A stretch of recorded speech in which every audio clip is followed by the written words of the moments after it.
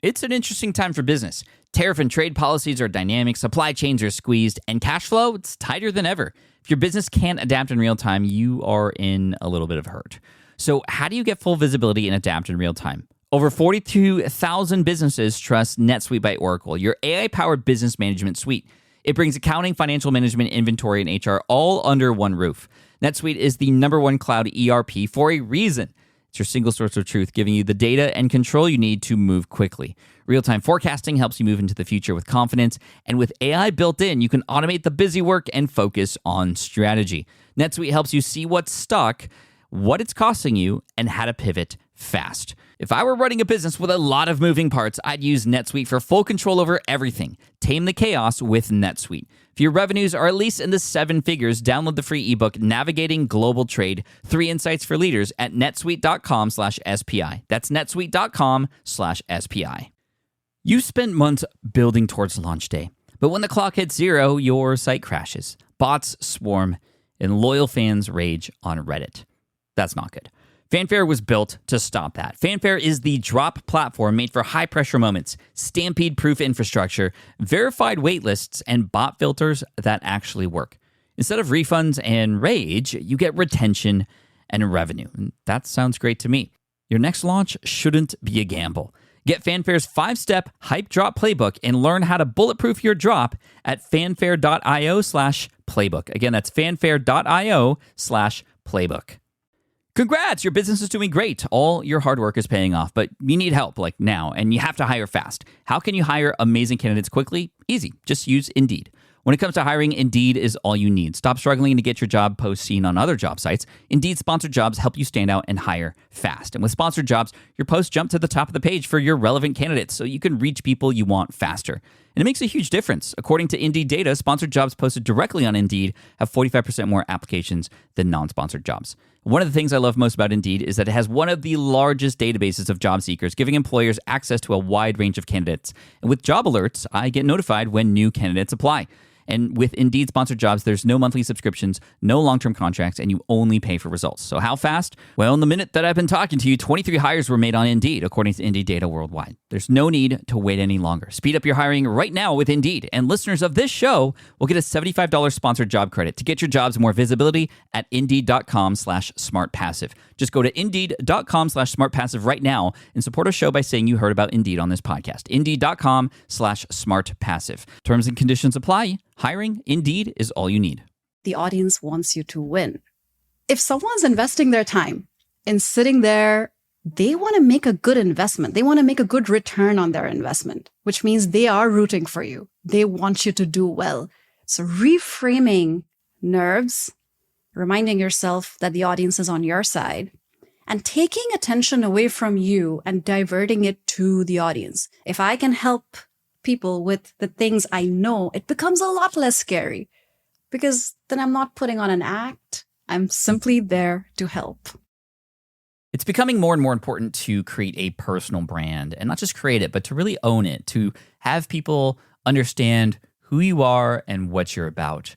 But one of the best ways to show up is to show up in person on a stage, or maybe it's a digital stage like a podcast or a YouTube video. And being the best version of yourself to best support the personal brand and the missions and the values that you have, and of course, lead to leads and sales, like I said, is just so important. And we're feeling this, right? With everything becoming less human, it feels like. The more that you can show up, the more that your personality can shine, the better. So today we are inviting a guest on the show who I'm so excited to introduce to you. Her name is Nausheen Chen. She helps you speak in public better. And this translates not just to stages, but to podcasts, YouTube, your content. She's a professional speaking coach. And she is also our latest addition to our roster of incredible experts who we are calling our experts in residence inside of SPI Pro. Coaches and experts who are there to serve those who are in that community.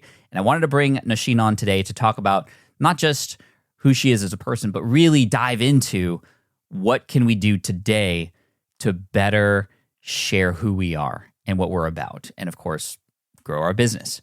So You can find her at speaking.coach, which is a great domain name. But more than that, sit back, relax, enjoy this half hour with Nausheen Chen. Here she is. You're listening to the Smart Passive Income Podcast, a proud member of the Entrepreneur Podcast Network, a show that's all about working hard now so you can sit back and reap the benefits later. And now your host. He traded in his Tesla for an off-road truck so he could find better fishing spots. Pat Flynn. Nausheen, welcome officially to SPI. Thank you for being here today. Thank you so much, Pat. It's been an honor, a pleasure, and I'm super excited to have this conversation. I'm most excited about giving our community access to you and all the extensive knowledge you have about speaking and getting yourself on, whether it's a physical stage or a digital stage. I mean, it's so important these days to sort of get out from behind the keyboard and start, getting in person, or at least talking to person face to face, and knowing how to show up in your best self is so important. So that is your superpower, and I'm so excited to dive into that. But I also want to ask you, why do people struggle so much with that? What is holding them back? What are the stories that everybody listening to this probably is already telling themselves about speaking? People have this massive fear of the audience judging them, of being vulnerable on stage or on camera, of forgetting what they had to say, and of looking like a fool, looking stupid. Those are all things that my clients have said to me. And a lot of it has to do with the pressure, the enormous pressure that we put on ourselves when we're in the spotlight, when all eyes are on us, real or imagined. A lot of people also struggle with creating videos the same way. When all eyes are on you, you feel this immense pressure to perform, to be perfect.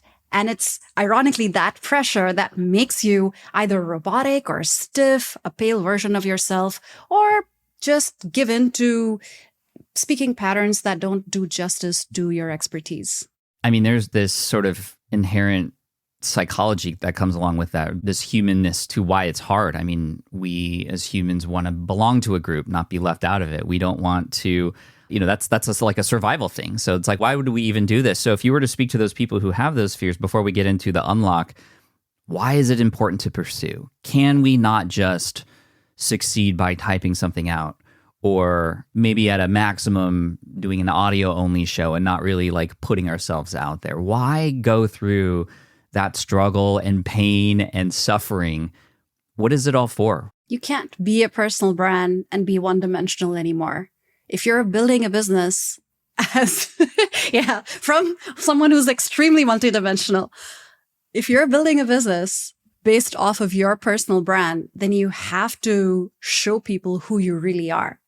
And the best, perhaps the only way to show them what it's like to be you, to talk to you, to have you in the same room, is to either be on camera, create a video, do a live webinar, do a podcast, or then actually be there in person on stage. You can't hide if you're building something that is based off of your personal brand. Your personal brand would be incomplete.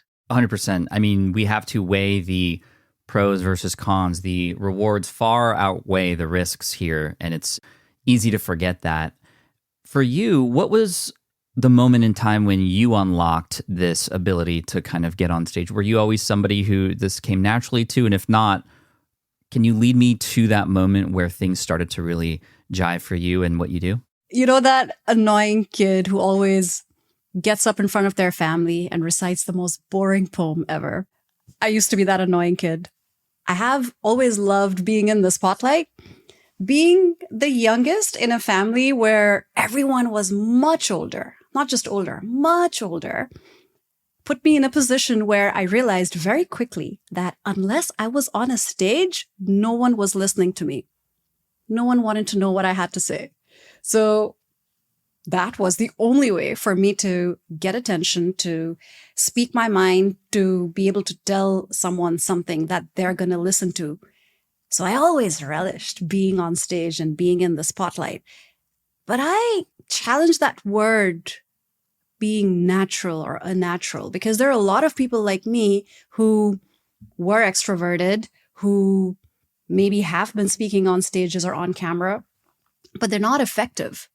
They still use filler words. They don't make an effort to engage with the audience. There's this false confidence that comes with being quote unquote a natural, which I realized very, very early on. In one of my first presentations in the corporate world, when I was at Procter & Gamble, my first boss asked me to present, and I had no hangups. I had no fear about it. I wanted to go and present, but was it good?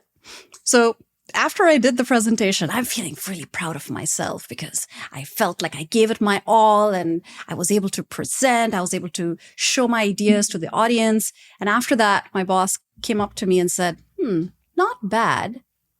What the heck was going on with your hands though? And I realized I had all these blind spots, like using my hands uncontrollably fast all the time or going too fast, using a lot of ums and uhs that I had just developed over time. There were blind spots. I wasn't really doing anything to improve myself as a speaker. So that's my journey as a speaker. And when it comes to coaching, I really took the long way around, figuring out that helping people speak better was the one thing that I wanted to do in life. Went through the corporate route, was a filmmaker at one point, and then as a third career, I'm now doing public speaking coaching. I love it. And I cannot express how valuable a coach like yourself is. When I started speaking, which I was not an extrovert, I was an introvert, and I actually almost felt kind of forced to speak because a friend was putting on a conference and I just wanted to help him. But I mean, it was the hardest thing to do, but I fell in love with it after that first one. Even though I was terrible, or at least I think I was, I hired a coach who really guided me because there are some things that are speaking and getting confident, or at least seeming confident on a stage, is a coachable, learnable skill. And that's the beauty here. You're not just like out of luck if you don't know how to do this. You can learn how to do this. When you work with a client, where do you even begin? How do you help a person begin to discover how they can best show up on stage? How do you do you have a framework or a process that you take people to? I'm curious to know how that works from your coaching perspective. Yeah. So this is a great question because that's the question I asked myself a year and a half ago when I went full time into coaching, because a lot of people do, but when you actually have to go and teach the thing that you're good at, you don't have frameworks. You've never learned it. I'm such a nerd that I learn everything at school and university, but I never learned public speaking at anywhere. All I did was I looked at the past 17 years of speaking on every single stage I could find, from neighborhood coffee shops to the TEDx stage, being on radio, on TV. And I looked at what are the things that an impactful speaker does. What are the key things that they're playing with that make them impactful as a speaker? A lot of people use words like charisma or influence or personality, but what does that actually mean? So I drilled it down to what I call the magic trifecta: your voice, your energy, your body language. And if you analyze your favorite TED Talk, you'll notice that the speaker is playing with the way they're using their voice. They're bringing in variations. They're adding pauses. They're playing with the pitch, the volume. They're using the right level of energy. They're not showing up super high energy that alienates the audience. Neither are they so chill that the entire audience just sinks to that level of being super relaxed. And they play with their body language. And that's at the heart of the system that I coach. And of course, it's extremely personalized for each person. This forms what I call the speaker's toolkit. But just having the right mannerisms or figuring out where to pause and how to stand isn't enough, because we don't want people to be putting on a show. We want them to be able to tap into and amplify their own personality when they're on stage or when they're on camera. So that's really the core of the work that I do. I help people understand how to be the best versions of themselves, how to show up with more impact, more energy, more passion, more authenticity when they're speaking in these scenarios where it's really important to make an impact. I love that. And this is why, again, a coach is important because they or you can see that. We can't see it as a student often. We don't know what stands out until we start doing it. And unlike a lot of other courses or other things that are like, okay, here is the framework and you just need to do these things. It doesn't quite work like that because like you said, you don't get the best version of yourself out there. What are some ways that our listeners who are exploring, wide content creation or even public speaking on a stage, what are some of the things that a person on a stage could do to express their best self? Is it tell a story, or what are kind of more tactful? What are the strategies a person can do to do that? Obviously, not misstumble a word like I just did, but And you recover so beautifully. So absolutely no harm, no foul. We'll talk about recoveries in a sec, I'm sure. I'm sure you have a lot of stories. I'd love to hear yours. Oh, I've needed to recover a lot, Nausheen, trust me. Maybe we can pass some stories back and forth in a minute here. But tell me a little bit more about, okay, a person's on stage. What is it that they're doing that gets an audience to connect with them? I would actually rewind. I would say, what can a person do before they end up on that stage to be able to be impactful? Because all the work really happens a few weeks to a few months before you end up on that stage. The goal, when you're on stage, when you're in the spotlight, when you have all eyes on you, the goal is to be there with 100% presence, to be as relaxed as you possibly can, to be at ease, and to know how to channel your expertise, your emotions, your passion into the way that you're delivering your message. So rewind a few weeks or a few months. The first thing people think of is, what am I going to present? What's the message? What's going to go on the slides? And all of that is great. But what people don't think of is, if my delivery, if the way that I'm delivering the message and the slides fails, then all that hard work that went into the beautiful slides and the message and crafting the stories will go to waste. People will tune out. So by the time you get to that stage, understanding how to be at ease, how to have warmed up beforehand so that you're not hitting the stage very freaked out and nervous and letting the nerves take over, understanding how you're going to engage with the audience so that it's not a one-way lecture that people are going to tune out of, and understanding how you're going to make sure that you're flexible and adaptive enough. That's something that a lot of people don't do. They have a very set talk or a very set presentation that they go through, regardless of whether people are lost, confused, need to ask questions, or tuning out. The best thing that you can do is start work early, and not even when you have a talk, but figure out how can you become a better speaker, regardless of where you're speaking. Yeah, and I think one thing that has helped me as well is thinking about, okay, who's going to be there? Like, who's watching? And it's just so much easier to nail a message when you kind of understand a bit about who your audience is. I mean, if you have a brand and you're creating YouTube videos or podcasts, then you should hopefully know a little bit about what they might need help with. But very rarely do I hear people talk about how important it is to think about, well, who's going to be sitting in that chair when I'm up on the stage? What are the words that they would resonate with, or the lyrics, I like to call it? What stories do I have in my story bank that would best make sense for this particular audience? So I love that. I think it was Seneca who said, luck is when preparation meets opportunity, or something like that. I don't know. I could completely butcher that. Yeah. But it's true. I mean, the prep work is very important, and it's something that we shouldn't take lightly, this responsibility that we have when we have, and we know we're going to have a person's attention for, X number of minutes. While DIY website tools are everywhere, most fall short on design and performance. Hit publish. Framer ships your site worldwide in seconds. No code, no compromises. Framer is a powerful, user-friendly platform that delivers developer-level results without writing a single line of code. Make your designs move and convert with Framer. Framer brings your site to life with powerful animations, dynamic content handling, and a design-first approach that helps your site stand out. Framer is the design-first, no-code website builder that lets anyone ship a production-ready site in minutes. Browse hundreds of pixel-perfect templates or even design something of your own on a totally blank canvas. Add bold animations like appear effects, text effects, scroll and looping animations, and much more in seconds. And it's free to start. The built-in AI handles the heavy lifting of generating starter layouts and can even translate your entire site to any language. On the back end, you'll get responsive breakpoints, built-in hosting, a flexible CMS, and privacy-friendly analytics. Ready to build a site that looks hand-coded without hiring a developer? Launch your site for free at Framer.com and use code SPI to get your first month of pro on the house. That's Framer.com, promo code SPI. Framer.com, promo code SPI. Rules and restrictions may apply.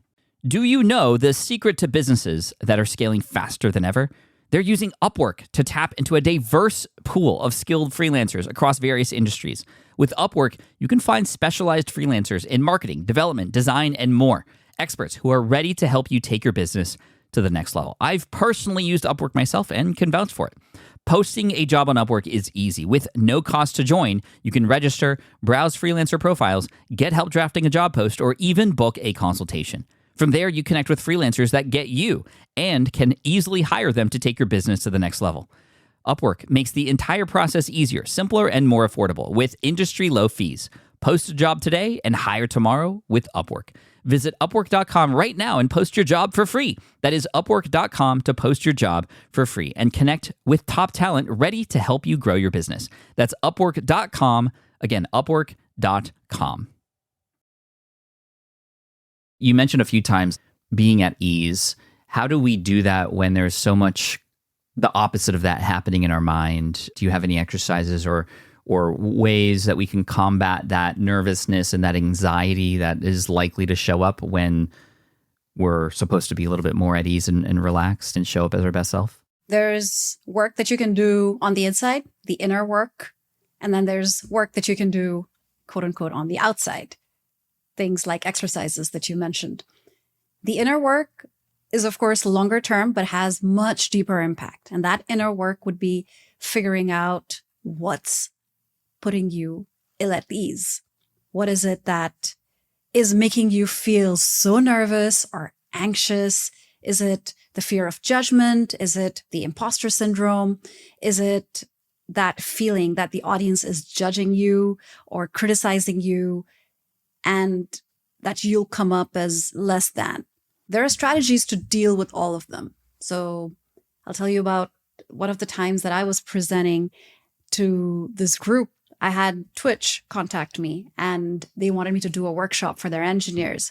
And I was freaking out. I, of course, said yes immediately. And I wanted that opportunity to tell them and to share as an expert. But of course, the one thing that was in my mind was, oh my God, they've made the wrong decision. They had the wrong person. I don't know what they were thinking. They're going to be massively disappointed. And I had that feeling to an extent where I would tell my husband in the days leading up to the workshop, Cecil, I think that I made a mistake. I should just back out. Or you think there's like a last minute family emergency I could tell them about? They're going to be fine, right? And he looks at me, my husband, and he says, what's wrong with you? Not only do you enjoy doing this, but you're really good at it. Why are you psyching yourself out? And I realized I wasn't doing the one thing that I teach and coach people on, which is don't let the nerves and the fear take over. The body produces the same physiological reaction to excitement and nervousness. Your heart starts beating faster. You get butterflies in your tummy. Some people get sweaty palms. You start obsessing over the thing that you're excited or nervous about, which means that it's up to your brain to label that emotion. Was I really, really nervous and anxious? Or was I that excited at the prospect of meeting these great engineers at this amazing company? And I realized I was really excited. It was the excitement that was this overwhelming feeling that was bubbling up. That, coupled with reminding myself that the audience wants you to win, really helped. And I say that not because I believe in humanity, which I do, not because I think people are great, which I think they are, I hope, but because if someone's investing their time in sitting there in the audience, They want to listen to you. They want to make a good investment. They want to make a good return on their investment, which means they are rooting for you. They want you to do well. They're not sitting there with their notepads judging you and putting points on exactly how you've done. Unless you're at American Idol. I can't promise that they won't judge you there. But anything other than that, your audience actually wants you to win. So reframing nerves, reminding yourself that the audience is on your side, and taking attention away from you and diverting it to the audience. Instead of thinking about how I need to be perfect, I need to have the right words to say at the right time, I need to show up as this confident person on stage. Instead of that, think about how I need to make sure that people understand my message. I would love it if one person walks out of this room being a little bit more knowledge rich because of something I shared. If I can help people with the things I know, it becomes a lot less scary because then I'm not putting on an act. I'm not pressurizing myself into some strange image of perfection. I'm simply there to help. That's a huge unlock, Nausheen. Thank you for that. The reframe is so important. I've had to learn my way through that as well. I still get nervous. I still want to throw up, but I change what that means to myself right before I go on stage.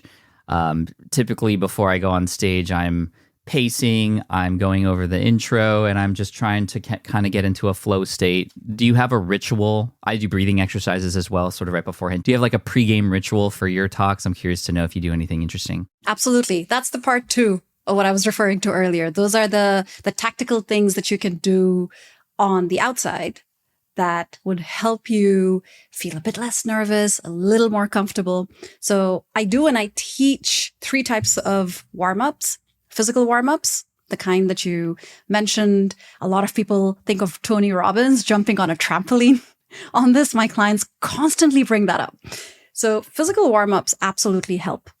What I suggest doing there is doing a 2-parter physical warm-up where for the first half, you are working at bringing the nerves down and under control. So stretches, exercises that aren't high on cardio, warm-ups that you might do before going to the gym, before really going all out. Do that first, especially if you're feeling extra nervous, because if you go straight into jumping on a trampoline or dancing, as some people do, you may not be fully in control of your nerves. That's part 2. Once you've calmed yourself down, then intentionally raise your heartbeat. So that's the physical part of the warm-ups. The second thing I teach is vocal warm-ups. This is something that singers do, but we often forget. And what happens is at the beginning, when you first start your talk, your voice might croak. You might want to clear your throat, which is really bad for the vocal cords. So warming up your voice also helps you get in the zone, because we're doing these little exercises as the pregame ritual, but what we're also doing is taking time for ourselves. So it's working on 2 levels. And then the third part of the warm-ups that I recommend are something called expression warm-ups, which I'm really proud of because it's not something everyone does, where the idea is to give your brain a signal to be extra expressive in the near future. And the idea is to take a line, any line, and say it in different moods and styles. Be silly with it. Get yourself to go into an angry mode, or be really excited, or be really scared, and just channel different emotions and expressions for 15 seconds, 20 seconds. That will get you into a mood where you're feeling good, you're feeling expressive, you're feeling animated, and your facial muscles have warmed up, and your brain is now thinking, all right, okay, I know what it's like to express anger. Now I know what it's like to express sadness and to express excitement. So that's the pregame ritual. Dang, I like that last one. I mean, I do those other 2, but I have never heard of anybody doing that. And, I think of actors before they go on stage. They do these weird, silly things with their voices, like bumblebee, bumblebee, bumblebee, or like whatever like exercises they have. And I mean, I don't know the science behind it, but I imagine that it just connects, like you said, some part of the brain to being that way when then you're in front of people. You sort of wake that part of the brain up. And I have been very clear with the audience lately that when you can bring emotion into the work that you're doing, whether it's on stage or online, that's when real connection happens, when you can connect emotionally, because everything is so heartless these days and soulless, it feels. Everything is just information and regurgitation. And this is why I'm so keen on having you come in as an EIR inside of SPI Pro, because this is where uniqueness is going, into these realms of business, not information anymore. It's the emotion, it's the human, it's the connection, it's the storytelling. These are the things that AI is going to take a long time to catch up to. And it's the sort of thing that if we're not thinking about it, we're going to be left behind. We're just going to be a search result, and that's it. We could definitely go deeper, and I want to go deeper, but we'll save that for another time, or inside of a workshop inside of Pro. And then we have a webinar coming up 2 weeks from today, which might already be out by the time this goes out. I'm not exactly sure, but we'll have the replay available and link to it in the show notes if we need to. But tell me a little bit about your life outside of speaking. I'm curious to get to know you a little bit more. What are you doing when you're not on stage or coaching other people? What do you do for fun? My business is about a year-ish old, year and a half old. So I don't have fun right now. That's not entirely true. My business is fun. But to tell you a little more about me as a person, I have always been the kind of person who's jumped first and thought later. That's how I ended up being a second-time entrepreneur. And it was only very recently, only the last 2 years, where I've been a lot more intentional. I've always just had that bias for action, but I realized that that's not always the best way to go in terms of building something. I was constantly experimenting, constantly figuring out what would work, what doesn't work, what else can I do, how can I do things differently or better. So the last 2 years have been really significant for me in terms of changing my life around the second time round. I had a huge change when I was in my late 20s. I had what I refer to as my lovely late quarter life crisis, where broke away from my first job, my country, my first marriage, and everything happened over the space of a few months. Oh, wow. Yeah, it was very drastic and dramatic. That's what my first TEDx talk is about. But then I realized that I needed to reinvent myself again for a second time in my late 30s. Something about turning 40 was this big alarm bell, which rang in my head.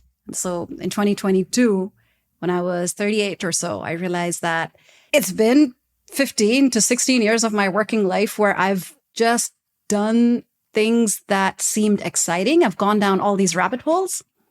What do I actually want to do for a living?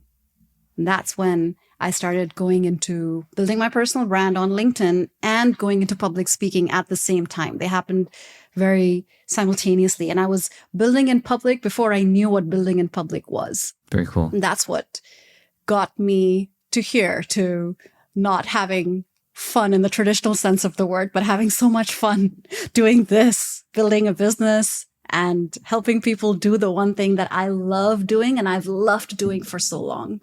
Yeah, that's amazing. I mean, the reinvention story, we can link to the TEDx talk and those other things. I mean, you have been on so many great stages. There's just almost too much to share. But, you know, our lives are seasons, right? There's different seasons. We have our elementary school, high school season, then we have college season, then we have our kind of first dipping our toe into a career and family season. And then that evolves over time. And it seems like you've just re-entered this incredible season that is bringing you so much joy. And even though it's work and, you know, you're grinding for sure, you're helping a lot of people and having fun doing it. And I think that's incredible. And again, I want to thank you for allowing us to be a part of that story now here at SPI and for you, you know, tapping your value into our community. It just means so much. And I know that a lot of people are going to get a lot of value. Speaking of value, to finish up here, I'm curious, most successful entrepreneurs that I talk to have some sort of value system. They have beliefs about certain things. They almost use that as a filter for what to say yes to or what to say no to and what they stand for. What is your value system? What are the things, even not just like about public speaking, but just in general, that you believe in, that, you know, our audience, should they believe the same thing, can get behind and truly begin to start, you know, teaming up with you in some way, shape, or form? I believe in being able to create your own identity And that's something that took me a very long time to learn, coming from a very conservative, patriarchal country where that was not the norm. You didn't just figure out who you were and what you wanted to believe in. You had things handed down to you. And that's at the core of my belief system, that you should be able to choose who you are at any stage in life. You're not married to a particular identity, to a role, to a career. That's what gives you true power and freedom. A lot of us love saying we love freedom, but we don't give ourselves the freedom to be truly who we want to be and to change things as well. I've gone through so many changes in life, and each time it's been really hard, especially when I've changed something that's linked so intrinsically to my personality, to my identity. I was saying, I'm a filmmaker. Hi, I'm Nausheen. I'm a filmmaker for 7 years. That's a really long time. And I had to just completely get rid of that, change that up. I found out I was adopted, and I had to have a whole different worldview in terms of what does family mean? What does being related to someone mean? What does having the same DNA as someone mean? Does that link you emotionally in any way? What is real? What is real family versus biological family? So I've been thrown into these situations where I've had to constantly change and adapt my identity in very core, fundamental ways. And I believe that I am truly stronger and more resilient for it. And that creates this belief in yourself. If you can allow yourself to carve and craft and develop and change your identity the way you want, you are adding so much self-belief in yourself. That I don't need to be this one thing that the world has told me I should be, or that I told myself I should be 5 years ago, because I will always be who I am. That's so beautiful, Nausheen. Thank you for sharing that. And I'm sure the audience is excited to get to know you more, especially those who will get access to you in SPI Pro. So thank you. I look forward to more deeper conversations with you about this. And we'll link to all the incredible stories that you've told on stage that we could find and put on the show notes page for everybody. But if anybody here is already listening and perhaps wants to work with you, see what you have going on, and reach out, Nausheen, where should they go? Speaking.coach. That's the website. You'll find everything that I do there. You'll find lots of free resources, videos, blogs, guides. So speaking.coach is where you want to go. And that's where you can also find out how to work with me. That's a great domain name, by the way. Thank you. When did you get that? That's about a year ago. Yeah, it was available? That's great. So much fire, Nausheen. Thank you so much. I appreciate you. And speaking.coach is where you'll want to go. And obviously SPI Pro, where you can connect more directly. Thank you so much, Nausheen. Appreciate you. Awesome. Thank you so much, Pat. All right. I hope you enjoyed that conversation with our brand new EIR, expert in residence, Nausheen Chen. You can find her again at speaking.coach. And it is so great to just have resources like her in our community so that as you build your platform, as you get up there and learn to better position yourself in the market, to better showcase your superpowers, having access to people like Nausheen is going to be incredibly valuable. So if you'd like to check out SPI Pro, go to spipro.com. But more than that, definitely check out Nausheen. And she's amazing. Speaking.coach. Thank you so much for listening through. I appreciate you. We just continue to add to this amazing roster of experts inside of Pro for our members and our entrepreneurial community. And would love to see you in there too. Head on over to spipro.com. You can apply there and get access to Nausheen and all the amazing experts, myself included. And keep on keeping on. All right. Cheers, everybody. Take care. Bye. Thank you so much for listening to the Smart Passive Income podcast at smartpassiveincome.com. I'm your host, Pat Flynn. Sound editing by Duncan Brown. Our senior producer is David Grabowski, and our executive producer is Matt Gartland. The Smart Passive Income podcast is a production of SPI Media and a proud member of the Entrepreneur Podcast Network. Catch you next week. Hey, fellow podcaster, does this sound like something you've experienced? You record your podcast episode on one platform, download the files, edit in another app, then fire up a different tool just to create these social clips? Well, it can be clunky, time-consuming, and frankly overwhelming, especially for creators trying to grow. And that's why I'm excited to tell you about Riverside. Riverside is the all-in-one platform. Record, edit, and repurpose your podcast content all in one place. You just log in, record with your guests no matter where you are in the world, and just like that, studio-quality audio and high-resolution video We use Riverside here at SPI as well now. With built-in AI, I can automatically clean up my audio, saving myself so much editing time, and it can even auto-generate clips to make promoting the show a breeze. And with Magic Clips, I can grab the best moments and repurpose them as short-form video, perfect for YouTube Shorts, TikTok, or Instagram, without re-recording a thing. So if you're tired of juggling tools and want a faster, simpler way to create and scale your content, it's time to try Riverside, built by creators for creators. Just go to smartpassiveincome.com/Riverside and use code SMART to get 1 month free on the Pro plan. That's smartpassiveincome.com/Riverside, promo code SMART. Look, I get it. You want to grow your business, but trying to sell to hundreds or even thousands of people gets very exhausting very fast. But what if you could sell at scale with a simple, powerful quiz? Score App helps you sell to more people without adding more to your plate. You build a quiz or assessment that your audience actually wants to take.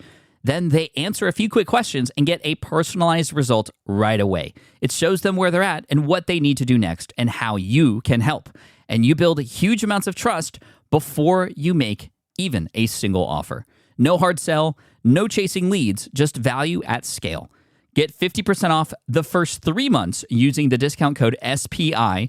All you have to do is just head to scoreapp.com/SPI. Again, that's scoreapp.com/SPI.